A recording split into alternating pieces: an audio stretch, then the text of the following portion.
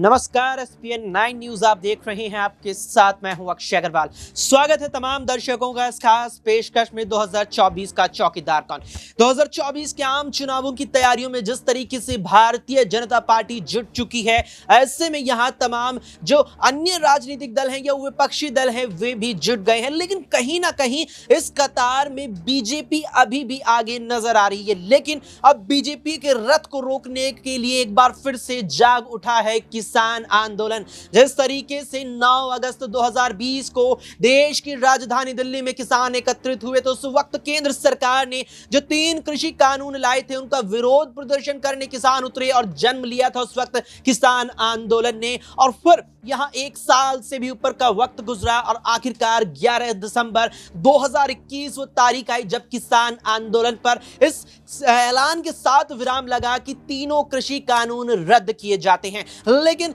कृषि कानून रद्द किए जाने से यहां किसान तो अपने घरों को लौट गए, लेकिन उनकी मांगी नहीं लौटी और अपनी मांगों को लेकर किसान एक बार फिर से दिल्ली लौट आए हैं। लेकिन दिल्ली की अब मानो किलाबंदी कर दी गई है। जिस तरीके से दिल्ली से सटे यहां राजस्थान के बॉर्डर से उत्तर प्रदेश, पंजाब और साथ ही साथ हरियाणा से जो यानी तमाम राज्यों से जो दिल्ली के सटे हुए बॉर्डर्स हैं, इन तमाम बॉर्डर्स को पूरी तरीके से सील कर दिया गया है। इस स्तर के सुरक्षा इंतजामात यहां पर कर दिए गए हैं कि मानो ये यहां राज्यों का बॉर्डर नहीं बल्कि भारत पाकिस्तान का बॉर्डर हो। सरहद पर इस स्तर की सुरक्षा बढ़ा दी गई और सुरक्षा बढ़ाने का कारण यही है कि किसान दिल्ली ना आ सके, क्योंकि दिल्ली में एक बार आए थे और जाने को तैयार नहीं हुए थे। ऐसे में अब यहां पर बीजेपी की चिंताएं बढ़ती नजर आ रही है, क्योंकि जिस तरीके से किसान आंदोलन 2020 से 21 के वक्त चला था और जब यहां केंद्र सरकार ने तीनों कृषि कानूनों को रद्द किया था, उस वक्त यह चीज देखने को मिली थी कि आगाम यानी उस वक्त 5 राज्यों में विधानसभा चुनाव आ रहे थे। उन 5 राज्यों में से उत्तर प्रदेश भी एक राज्य था जिसको केंद्र में रखकर माना गया कि यहां उत्तर प्रदेश में अपनी सत्ता बचाने के लिए बीजेपी की केंद्र सरकार ने कृषि कानूनों को रद्द किया, क्योंकि उत्तर प्रदेश में किसानों की भारी संख्या या भारी यहां पर लोग हैं जो कृषि से जुड़े हैं, कृषि यहां पर करते हैं उत्तर प्रदेश में। ऐसे में कहीं ना कहीं सत्ता पर सवाल उठने लगे थे, भारतीय जनता पार्टी की सत्ता तक पहुंचने के रास्ते पर सवाल उठने लगे थे, तैयारियों पर, तमाम तरह की चीजों पर सवाल उठने लगे थे, जिसको कहीं ना कहीं बीजेपी पार पाने में कामयाब रही और 22 में यूपी की गद्दी तो बचा ली, लेकिन अब 24 में अपनी दिल्ली की गद्दी बचानी है बीजेपी को और उसमें अब यहां पर दीवार बनते नजर आ रहे हैं किसान। लेकिन जिस तरीके से मंगलवार को किसानों ने दिल्ली कूच किया, यहां पर मजदूर किसान मोर्चे के द्वारा दिल्ली कूच का आह्वान करीब 1 हफ्ते पहले ही कर दिया गया था और उसके बाद जब तारीख आई यहां पर 13 फरवरी मंगलवार का वो दिन था और जब दिल्ली की तरफ किसान बढ़े तो दृश्य ऐसे थे जिसने वाकई में हर किसी को हैरत में डाल दिया। जहां तमाम तरीके से चाक चौबंद, तमाम तरीके से प्रकार से किलेबंदी दिल्ली की कर दी गई थी। यहां पर जितने भी राज्यों से बॉर्डर लगे हुए होते हैं उन सब के साथ जब उन बॉर्डर्स को, उस किलेबंदी को पार पाने के लिए किसान यहां उतारू हुए तो जो दृश्य सामने आए उसने वाकई में हर किसी को हैरान कर दिया। लेकिन यहां पर तमाम अब सवाल हैं जो उठने शुरू हो गए हैं। किसानों की मांगों को लेकर सवाल उठ रहे हैं, सरकार के रवैये पर सवाल उठ रहे हैं, साथ ही साथ किसान जिस प्रकार से बॉर्डर अब पार करना चाहते हैं उस पर भी सवाल है और इन्हीं तमाम सवालों के जवाब न्यूज रूम में मौजूद अपने तमाम साथियों से जानेंगे। सबसे पहले यहां माही हमारे साथ है, माही से जानेंगे कि माही जिस तरीके से किसान अपनी मांगों को लेकर एक बार फिर से दिल्ली कूच कर चुके हैं और जो दृश्य अब तक सामने आ रहे हैं लग नहीं रहा कि वे जल्दी से मानेंगे, क्योंकि 2-4 दौर की वार्ताएं हो चुकी है, कोई निष्कर्ष सरकार के साथ अब तक निकलता नजर नहीं आया है। क्या लगता है कि ये एक बार फिर से पिछली बार की तरह किसान आंदोलन जन्म ले रहा है और ये भी चलता और चला जाएगा? देखिए अक्षय, बिल्कुल ये किसान आंदोलन पहले की तरह अगर कहा जाए तो नहीं है जो 2020 और 21 में देखने को मिला था, क्योंकि इस बार किसान आंदोलन में जैसे राकेश टिकैत और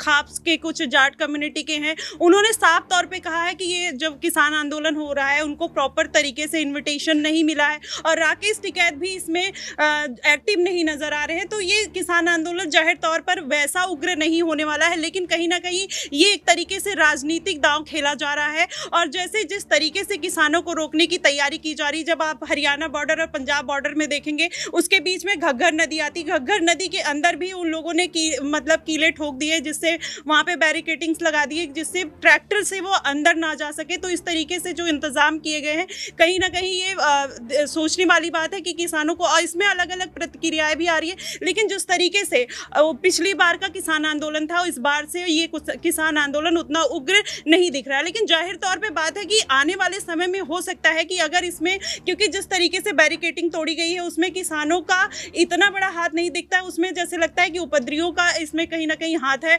और बीजेपी अभी इस चीज़ को लेकर, और सबसे बड़ा जो डिमांड है किसानों का स्वामीनाथन कमीशन में, वो सारा चीज़ लेके बार बार इसकी मांग उठा रहे हैं। और वो बोल रहे हैं लखीमपुर खीरी का जो वायलेंस हुआ है उसको लेके बार बार मांग उठाते हुए नजर आ रहे हैं कि आप उस पर जो चीज़ें वायलेंस हुआ था आप उन पे केस दर्ज कीजिए, और वहाँ के 10 लोगों की जिन किसानों को हत्या हुई थी उनके लिए जस्टिस वो मांग रहे हैं। और सबसे बड़ा एमएसपी, अगर केंद्र सरकार इन सारी मांगों को पूरा करती हुई नजर आती है, जाहिर तौर पर किसान का जो आंदोलन है वो थमता हुआ नजर आएगा, क्योंकि इसमें जो बड़े बड़े लीडर्स हैं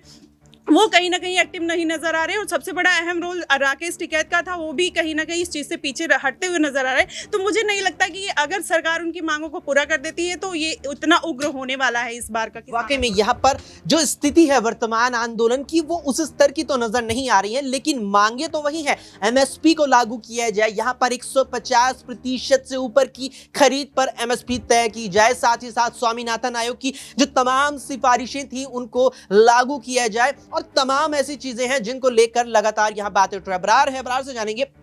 अबरार, स्वामीनाथन रिपोर्ट लगातार जिक्र आ रहा है और करीब 18 साल रिपोर्ट को यहां पब्लिश हुई है, कहीं की रिपोर्ट को सामने आए हो चुके हैं, अब तक भी एमएसपी लागू नहीं हुई है। क्या लगता है कि क्या पेच फंस रहा है सरकार के साथ एमएसपी को लेकर? देखिए बिल्कुल सरकार इस बात को जितना ज़्यादा बढ़ा चढ़ा करके दिखा रही है और ये कह रही है कि सरकारी ख़जाने पर इसका असर पड़ेगा, लेकिन इन बातों को लेकर के किसानों ने पहले भी वार्ता की है। अनुराग ठाकुर कई बार इस पूरे मामले को लेकर के जब उस समय प्रदर्शन हुआ था तो वो लगातार जो है इस काम में लगे हुए थे, और मुझे लगता है कि इन्हीं तमाम आश्वासन की वजह से किसान जो है इस प्रदर्शन को ख़त्म करने पर भी राज़ी हुए थे उस समय। लेकिन अब उसको लागू करवाने की मांग, या फिर आप कहें कि जो एक तरीके से ये कहा जाए कि किसान एक नई मांग लेकर के नहीं आ रहे, बल्कि जिन मांगों को लेकर के सरकार ने आश्वासन दिया था कि सरकार इस पूरे मामले पर जल्द से जल्द जो है इसको लागू करवाएगी, उसको अब याद दिला रहे हैं। चूँकि चुनाव नज़दीक है और चुनाव से पहले ही सरकार से अच्छे ढंग से काम लिया जा सकता है। अब ऐसे में आप देखिए कि अगर एमएसपी की बात हो या फिर लखीमपुर खीरी की जो घटना का जिक्र हुआ वो बात हो, उस पर भी जो सरकार ने कोई सख्त कदम नहीं उठाया। वो कितनी दर्दनाक तस्वीर थी, कितना दर्दनाक वाक़या था, उस पर सरकार की तरफ से उस समय भले ही इस पूरे मुद्दे को लेकर के जो है इस तरीके के बयान दिए गए कि किसान के साथ खड़े हैं, लेकिन अब फिर से और देखिए सबसे बड़ी बात यह है कि अब जो तस्वीरें देख रहे हैं इस समय किसानों के रोकथाम के लिए जो सड़कों पर ब्लॉक्स रख दिए गए हैं या फिर बैरिकेडिंग जो की गई है, किले जो है सड़कों पर गाड़ दी गई है, तो इस तरीके की तस्वीरों को क्या मायने निकाला जाए? क्या आतंकवादी आ रहे हैं? मुझे लगता है कि ये जो है ज़रूरत से ज़्यादा एहतियात या फिर ज़रूरत से ज़्यादा कहीं ना कहीं उकसाने जैसी स्थिति है ये। चूँकि अगर किसान या फिर कोई भी संगठन हो, कोई भी जो है व्यक्ति हो, अगर सरकार के खिलाफ अपनी मांगों को रख रहा है या किसी मांग को मनवाने के लिए प्रदर्शन कर रहा है, तो रोकथाम के लिए जाहिर सी बात है कानून व्यवस्था को बनाए रखने के लिए सरकार तमाम कदम उठा सकती है।